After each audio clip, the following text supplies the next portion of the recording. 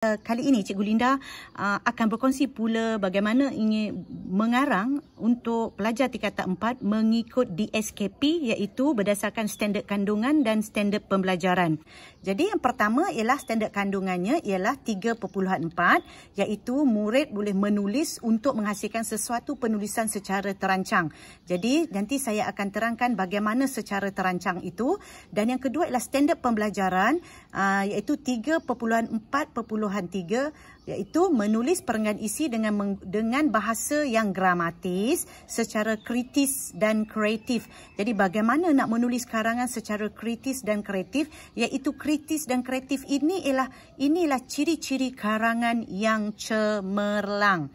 Seterusnya, okey, apakah objektif pembelajaran kamu pada hari ini? Iaitu murid dapat menyenaraikan isi penting berdasarkan 3 bahan yang diberikan. Okey, berdasarkan format terbaru SPM KSSM tingkatan 4, pelajar ataupun murid diberikan pelbagai bahan. Jadi apabila pelbagai bahan bermaksud kat sini saya bagi 3 bahan yang diberikan. Nanti kita tengok apakah 3 bahan yang diberikan dan senaraikan isi penting. Seterusnya yang kedua, objektif yang kedua, murid dapat menulis sekurang-kurangnya 3 perenggan isi dengan menggunakan bahasa yang gramatis secara kritis dan kreatif. Bermaksud di akhir pengajaran nanti murid tahu ciri-ciri karangan cemerlang, tahu macam mana nak membina isi karangan yang cemerlang. Baiklah, seterusnya. Okey, arahan dia ya. Okey, baca bahan di bawah, iaitu sekejap lagi saya akan kongsi, merupakan sebahagian daripada cara mengurangkan risiko jangkitan COVID-19. Jadi arahannya ialah baca, okey, kamu harus baca, analisis dan senaraikan isi penting setiap satu bahan yang diberikan.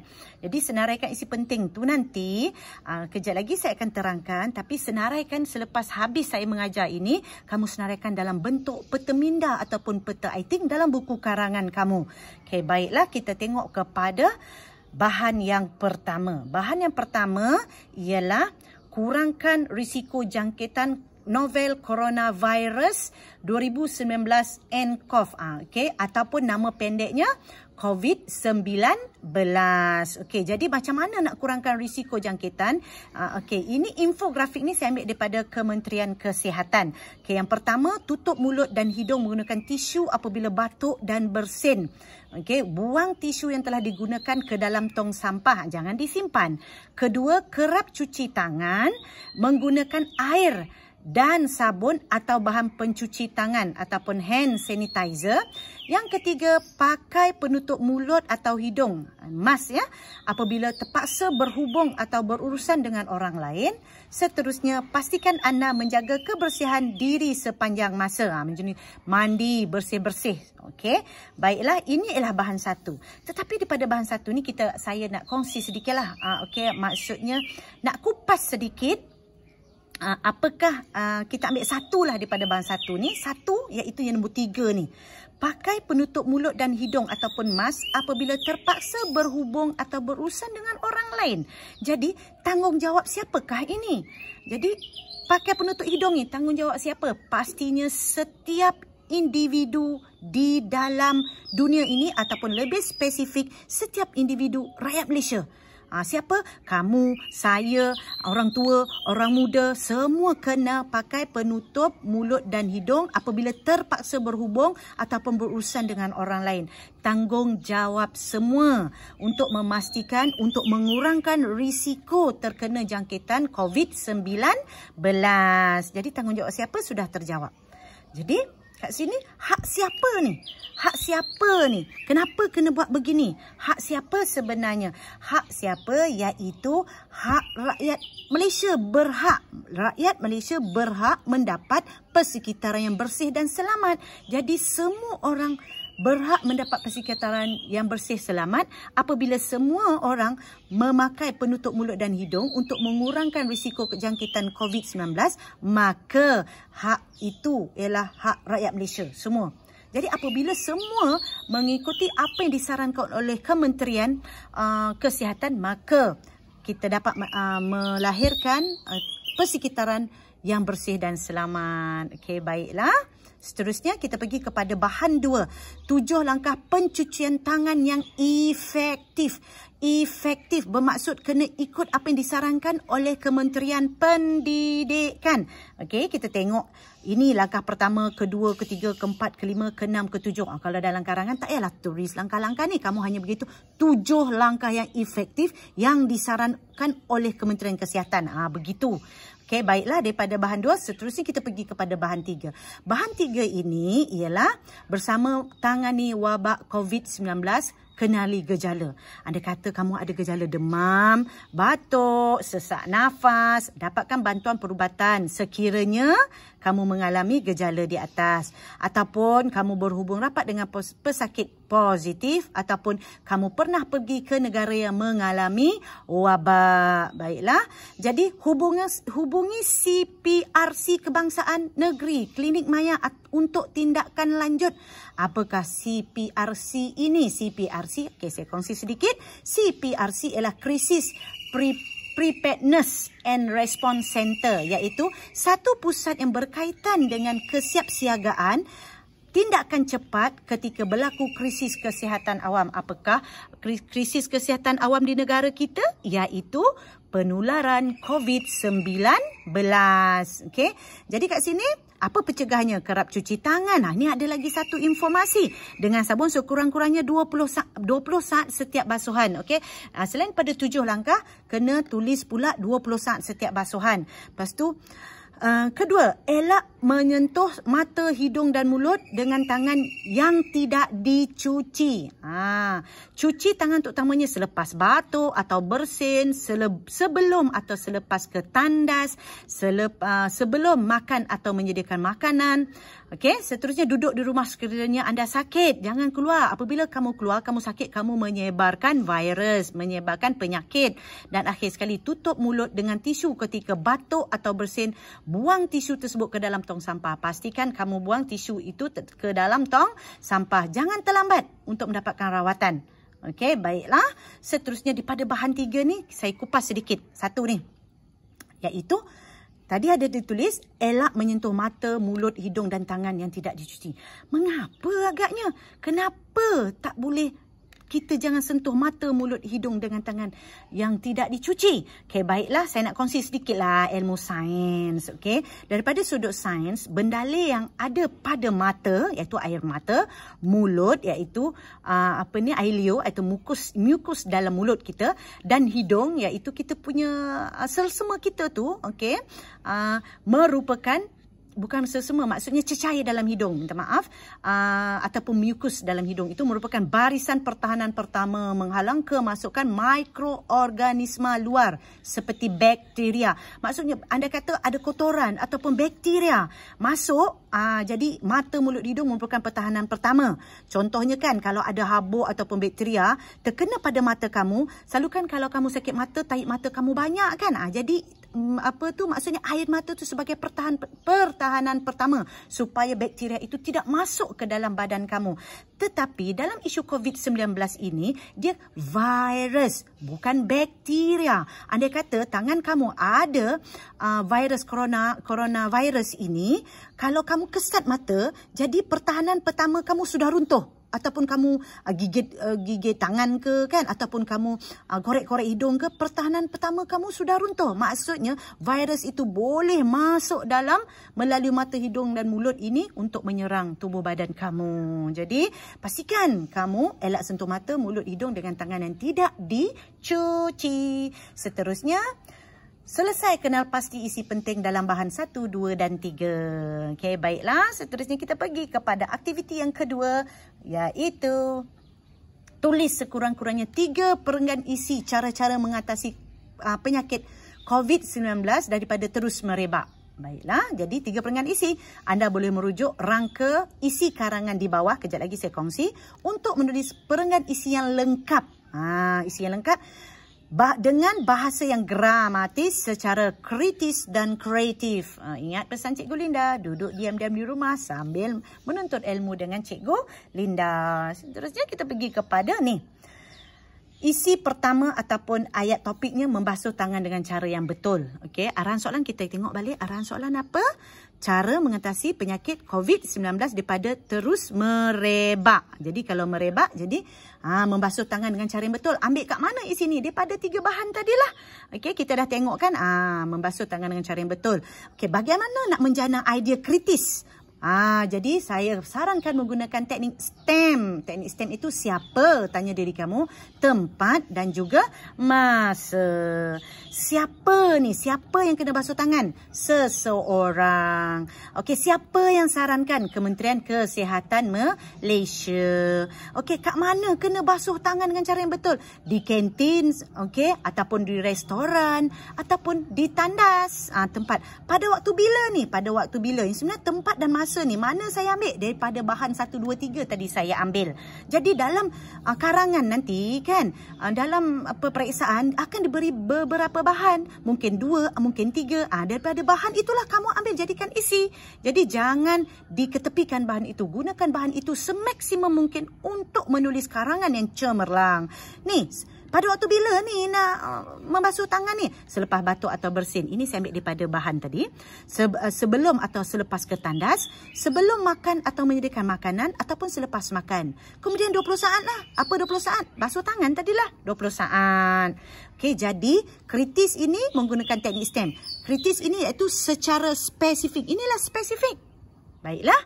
Kita pergi kepada ini, menjana idea secara kreatif. Macam mana menunjukkan karangan kamu itu kreatif? Iaitu dengan memasukkan peribahasa ataupun ungkapan menarik. Okey, berdasarkan isi yang ini tadi, kita boleh kata melepaskan batuk di tangga ni 20 saat kan. Kalau kurang 20 saat bermaksud membuat kerja sambil lewa je kan.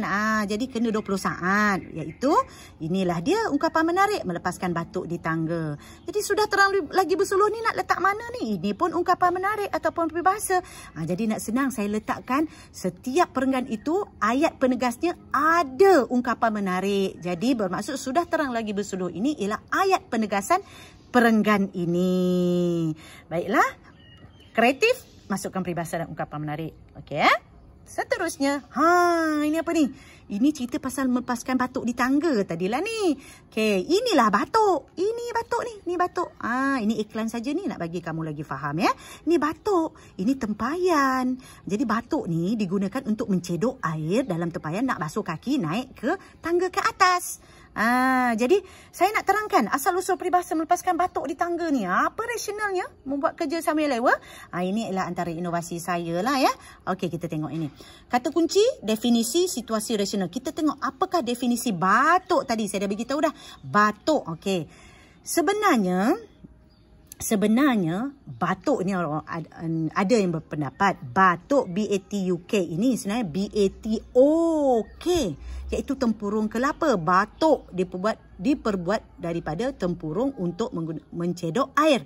Batuk ejaannya BATOK bukan BATUK. Nanti saya beritahu kenapa ya. Kenapa berbeza. Situasinya, ketika hendak naik ke dalam rumah, nak naik, individu akan menggunakan batuk untuk membasuh kaki. Basuh kaki.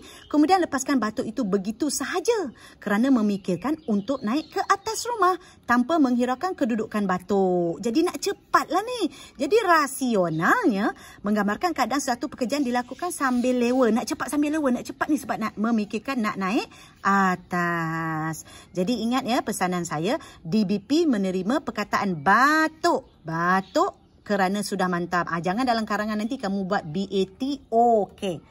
Namun ada juga yang berpendapat, iaitu ada yang berpendapat penggunaan perkataan batuk juga ada rasionalnya, iaitu batuk-batuk kecil, batuk yang sakit tekak tu kan.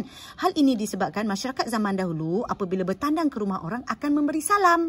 Okey, senang ceritalah, orang Melayu ni orang Islam Islam dan sengaja akan terbatuk-batuk sedikit. Jadi sebenarnya dalam Islam memberi salam, kalau pergi rumah orang memberi salam 3 kali saja dibenarkan. Maksudnya kalau andai selepas 3 kali kita kena balik lah. Okey, mungkin orang tiada rumah ataupun tuan rumah tidak bersedia menerima tetamu. Jadi kena balik apabila telah memberi 3 kali salam. Tetapi dah tak boleh bagi salam. sengajalah batuk-batuk sedikit supaya tuan rumah dengar lagi. Jadi batuk yang tidak bersungguh-sungguh ini ataupun dibuat-buat ini supaya tuan rumah mendengar dan menyedari bahawa ada orang datang ke rumah. Ini pun ada logik dan rasionalnya. Jadi kalau tanya Cikgu Linda nak ambil mana satu yang betul ni? Ini pun betul, ini pun betul. Asalkan logik dan rasional peribahasa ini berdasarkan pemerhatian orang tua pada zaman dahulu, maka tiada masalah. Okey, baiklah, kita pergi kepada perenggan isi ya. Ingat ya, tadi kita dah ada yang ni, sekejap ya. Saya ni, kita dah ada yang ni kan, menjana idea, masukkan ungkapan menarik. Dan kita ada yang ini, siapa tempat masa. Macam mana nak masukkan siapa tempat masa dalam ni? Okey, baiklah, kita masukkan macam ni lah. Ayat topik, ayat hurai, ayat contoh, ayat kesan, ayat penegasan. Ayat topik, membasuh tangan dengan cara yang betul. Okey. Ayat hurai, mengapa nak membasuh tangan dengan cara yang betul? Tanya diri kamu, mengapa? Tangan merupakan anggota badan yang paling kerap digunakan dalam rutin seseorang. Siapa? Nak tulis kat cikgu. Cikgu nak tulis kat ayat topik seseorang. Boleh, tiada masalah. Seseorang membasuh tangan dengan cara yang betul. Okey, ayat contoh. Dalam ayat contoh ni banyak. Yang berwarna merah ni semua yang berkaitan dengan siapa, tempat, masa. Okey, membasuh tangan selepas batuk bersin. Membasuh tangan selepas batuk bersin. Ini masa lah ni. Masa bila lagi? Sebelum atau selepas makan di kantin dan di restoran. Kantin, restoran, tempat. Pada waktu bila lagi? Membasuh tangan sebelum dan selepas menggunakan tandas. Ini tempat. Jadi basuh tangan dengan cara yang betul. Seperti yang telah disarankan oleh Kementerian Kesihatan Malaysia. 7 langkah selama 20 saat. Ini semua ni isinya ambil daripada bahan rangsangan tadi. 3 bahan tadi. Bukannya membasuh tidak bersungguh-sungguh bagai melepaskan batuk di tangga. Masukkanlah peribahasa. Jadi apa kesan dia? Bila buat semua ni dapat memutuskan rangkaian virus COVID-19. Jadi ayat penegas dia. Masukkanlah yang ini. Sudah terang lagi bersuluh dengan membasuh tangan dengan cara yang betul. Okey, ada 2 dengan ni. Betulkan ayat ni nanti ya. Dengan membasuh tangan. Sudah terang lagi bersuluh. Buang dengan di sini. Membasuh tangan dengan cara yang betul dapat mencegah penyakit berjangkit. Ini dia punya asas ataupun rangka karangan kamu. Nanti kamu buatlah karangan, dah ada dah ni. Kamu buat dalam bentuk ayat yang gramatis. Ini bukan gramatis lagi. Buat dalam bentuk ayat yang gramatis. Masukkan isi-isi yang saya cadangkan ini. Baiklah, seterusnya kita pergi kepada cadangan binaan isi kedua. Pesanan Cikgu Linda. Duduk diam-diam di rumah sambil belajar dengan Cikgu Linda. Okey, baik. Menggunakan penutup hidung dan mulut. Ambil kat mana isi ni? Daripada bahan yang saya kongsi tadi. Okey, bagaimana nak menjana idea kritis iaitu spesifik menggunakan teknik STEM, siapa, tempat, masa. Okey, menggunakan penutup hidung ni siapa? Seseorang lah. Ataupun cikgu saya nak letak rakyat Malaysia. Boleh, tiada masalah. Okey. Lazada ni kenapa Lazada ni? Nak beli penutup hidung dan mulut lah sebab takut nak keluar kan. Boleh beli secara atas talian. Kat tempat mana nak beli ni? Mungkin selain pada Lazada, farmasi. Okey. Ataupun hospital kita boleh dapatkan. Ataupun pusat kesihatan. Okey. Ni apa ni? Pusat beli belah rumah ibadat ni bermaksud kat mana nak gunakan ni penutup hidung dan mulut ni? Semasa pergi pusat beli belah ataupun pergi rumah ibadat seperti gereja, masjid, okey, tokong. Baiklah. Pada waktu bila nak guna? Semasa hendak ke tempat terdedah dengan pelbagai penyakit. Tempat terdedah dengan pelbagai penyakit ni mana? Inilah hospital. Kalau nak pergi hospital, kena pakai ni. Kalau nak pergi pusat kesihatan, nak dapatkan rawatan, pakai ini juga. Pusat beli belah, rumah ibadat, pakai ini juga. Jadi, tempat ini boleh berulang. Dalam cerita ni boleh berulang lah. Okey. Jadi, ini ialah kritis, iaitu spesifik. Baiklah, kita pergi kepada macam mana nak menjana idea secara kreatif dengan menggunakan peribahasa ataupun ungkapan menarik. Cegah sebelum parah. Ini sebagai menggulung segala pernyataan di atas. Ini ialah ayat penegas untuk bukan ayat penegas, penanda wacana penegas untuk ayat penegas. Okey, baik. Okey, baik. Kita tengok. Ini seperti biasa. Ayat topik, ayat hurai, ayat contoh, ayat kesan, ayat penegasan. Ayat topik menggunakan penutup hidung dan mulut. Ayat hurai seseorang. Ataupun masyarakat pun boleh tidak terdedah dengan persekitar yang kurang bersih dan tidak sihat. Okey. Jadi beli alat penekuk hidung mulut di farmasi, di hospital ataupun pusat kesihatan. Okey, jika tiada berkesempatan pergi ke tempat-tempat ini, boleh membelinya di Lazada, pembelian dalam talian. Baiklah. Kat mana? Pada waktu bila nak guna ni? Gunakan semasa hendak ke tempat terdedah dengan pelbagai penyakit seperti pusat beli belah dan rumah ibadat. Okey. Baiklah. Jika tidak memakai penutup mulut dan hidung, akan mudah terdedah dengan bakteria dan virus yang berbahaya. Maksudnya cegah sebelum parah. Jadi, ayat penegas. Ayat penegas. Sebagai menggulung segala penyataan di atas, menggunakan penutup hidung dan mulut dapat melindungi seseorang daripada penyakit berjangkit. Jadi, ayat ni belum gramatis lagi. Nanti kamu buat dalam bentuk gramatis. Dan ingat yang berwarna merah ini ialah stem tadi, iaitu yang kritis, iaitu spesifik. Ini ciri-ciri karangan cemerlang ni. Baiklah. Seterusnya kita pergi kepada binaan isi ketiga. Pesanan Cikgu Linda, duduk diam-diam di rumah sambil belajar dengan Cikgu Linda. Seterusnya kita pergi kepada menutup hidung dan mulut apabila bersin ataupun batuk. Macam mana nak menjana idea kritis? Menggunakan teknik STEM ni. Siapa? Seseorang, diri kita, orang lain. Ni saya tambah sikit lah. Okey, tempat orang ramai. Pusat beli belah, majlis kenduri, perhentian bas. Maksudnya tutup hidung dan mulut ni. Cuba tengok. Perasan tak tadi? Contoh yang sebelum ni tadi, pusat beli belah juga. Kat sini pun saya tulis pusat beli belah. Majlis kenduri dan perhentian bas. Okey, saya nak pesan. Sengaja saya tulis pusat beli belah. Karangan yang cemerlang, kamu tidak boleh mengulang contoh yang sama. Jadi, pusat beli belah ni jangan diulang. Kalau sebelum ni tadi dah tulis pusat beli belah, jangan gunakan pusat beli belah. Ambil lah majlis kenduri dan perhentian bas. Sengaja tulis kat sini ni supaya kamu ingat. Jangan ambil ni tau. Sebab isi yang kedua tadi dah ada pusat beli belah. Ambil majlis kenduri dan perhentian bas. Baiklah. Masa jika hendak hendak bersin dan batuk apabila berurusan dengan orang lain. Berurusan dengan orang lain, majlis kenduri lah. Ataupun kat perhentian bas, kalau hendak bersin dan batuk tu, tutup hidung dan mulut apabila bersin dan batuk. Macam mana nak tutup hidung, mulut, bersin dan batuk ni? Tengok daripada bahan tadi, ada cara dia. Nanti kita pergi kepada isilah, ada dia punya spesifiknya lagi. Seterusnya, menjana idea secara kreatif dan dengan memasukkan peribahasa dan ungkapan menarik. Jadi hidup sihat, badan cergas, siang bagai hari, terang bagai bulan. Ini ialah penanda wacana untuk ayat penegasan. Baiklah, ini kena ingat ni. Ingat ni, insya-Allah ni senang. Maksudnya ungkapan menarik ataupun peribahasa dah lepas dah. Kamu dah ingat dah. Pertama, sudah terang lagi bersuluh. Kedua, sebagai menggulung segala penyataan di atas. Ketiga, siang bagai hari, terang bagai bulan. Maksudnya sudah jelas lah. Ni maksudnya sudah jelas sangat-sangat lah ni. Siang ni terang sangat. Bila bulan ni terang-terang betul. Bila bulan tu keluar semuanya sangat terang. Baiklah. Sekarang kita pergi kepada ini ayat topik, ayat urai, ayat contoh, ayat kesan, ayat penegasan. Okey, siapa? Seseorang menutup hidung dan mulut apabila batuk atau bersin apabila berurusan dengan orang lain. Kenapa ni? Kenapa? Mengapa kalau bersin atau batuk tidak memberi kesan kepada individu lain? Kenapa apabila dia tutup tidak memberi kesan? Jadi tidak sebar penyakit berbahaya seperti COVID-19. Contoh, segera tutup hidung dan mulut jika hendak bersin dan batuk, terutama di tempat orang ramai. Ramai orang seperti majlis kenduri dan di perhentian bas. Saya tak masukkan pusat beli belah. Jangan ulang sebab pusat beli belah dalam isi kedua. Gunakan tisu ataupun sapu tangan untuk menutup hidung dan mulut. Kat mana cikgu ambil ni? Pada bahan tadilah. Tisu yang digunakan mesti dibuang. Dalam bahan juga. Ambil dalam bahan. Sebab itulah penting kamu menyenaraikan isi dalam bahan 1, 2 dan 3 tadi.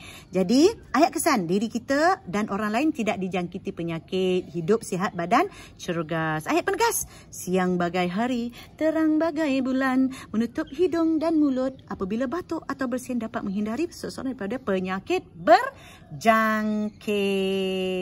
Baiklah. Saya nak kamu buat kerja rumah sikit. Cuba tengok setiap binaan yang saya bagi rangka ini. Cuba tengok ayat topik dengan ayat penegasan. 3 perenggan isi tadi ya. Ini saya ambil satu contoh perenggan isi yang terakhir lah. Cuba tengok ayat topik dengan ayat penegasan. Siapa belajar karangan dengan saya dia tahu. Iaitu ayat topik sama dengan ayat penegasan. Bezanya ialah ayat penegasan menggunakan penanda wacana penegasan. Cuba tengok kat sini. Seseorang menutup hidung dan mulut apabila batuk bersin apabila berurusan dengan orang lain. Menutup hidung dan mulut apabila batuk dan bersin dapat menghindari seseorang daripada penyakit berjangkit. Sama maksudnya, cuma saya ubah-ubah sedikit. Saya letak penyakit berjangkit kat sini, tak ada penyakit berjangkit. Tetapi perkara yang ingin disampaikan sama. Cuma yang ini dalam bentuk ayat pernyataan. Ini dalam bentuk ayat penegasan.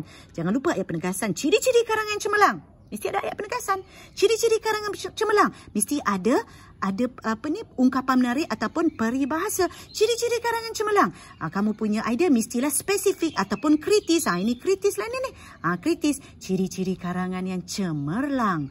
Haruslah, janganlah mengulang contoh yang sama. Baiklah, kita pergi kepada objektif tadi yang mula-mula tadi, iaitu menyeraikan isi penting. Dah senarai dah. Tulis sekurang-kurangnya 3 peringkat isi ni. Macam mana nak tulis ni? Okey, kita tengok kerja rumah lah. Kerja rumah kamu. Kerja sekolah di rumah. Yang satu tadi kan, menyeraikan isi-isi penting berdasarkan 3 bahan yang diberikan. Jadi apa kerja rumah kamu? Tulis dalam bentuk peta minda atau writing dalam buku karangan anda. Lepas ni tulis lawa-lawa. Banyak masa tu. Okey, dalam bentuk peta minda ataupun writing. Okey, baiklah. Yang kedua, objektif kedua menulis sekurang-kurangnya 3 peringkat isi dengan menggunakan bahasa yang gramatis dan kritis. Secara kritis dan kreatif. Jadi apa kerja sekolah kamu di rumah? Tulis karangan lengkap berdasarkan isi yang telah dibincangkan dengan menggunakan bahasa yang gramatis. Tadi saya bagi rangka, belum gramatis lagi. Secara kritis dan kreatif. Kritis dan kreatif dah beri isi. Cuma buat dalam bentuk ayat yang gramatis sahaja. Baiklah. Jadi ini ialah peribahasa bagai mencurah air ke daun keladi. Inilah daun keladi siapa tak kenal. Inilah rupa air pada daun keladi. Air pada daun keladi ni tak basah pun kena air. Jadi berdasarkan pemerhatian orang tua zaman dahulu.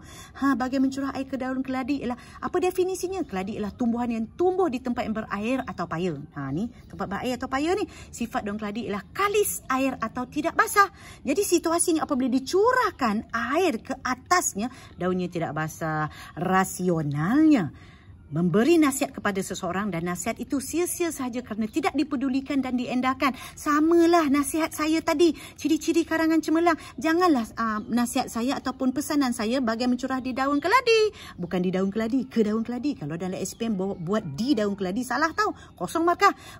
Bagai mencurah air ke daun keladi. Maksudnya segala pesanan saya tadi, ciri-ciri karangan cemerlang tadi, haruslah kamu ikuti. Okey, baiklah.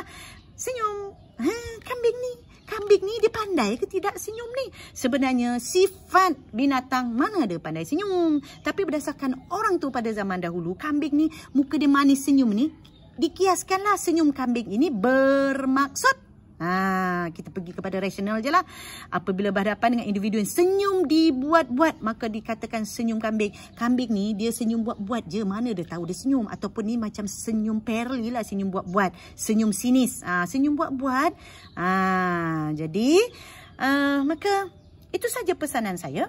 Jadi harapnya dengan perkongsian saya ini dapat memberi manfaat kepada semua. Jangan lupa lawati blog saya cidamempane.blogspot.com, ikuti Instagram saya dan subscribe YouTube saya Cikgu Linda Nur ataupun Cikgu Haslinda Nur Ismail.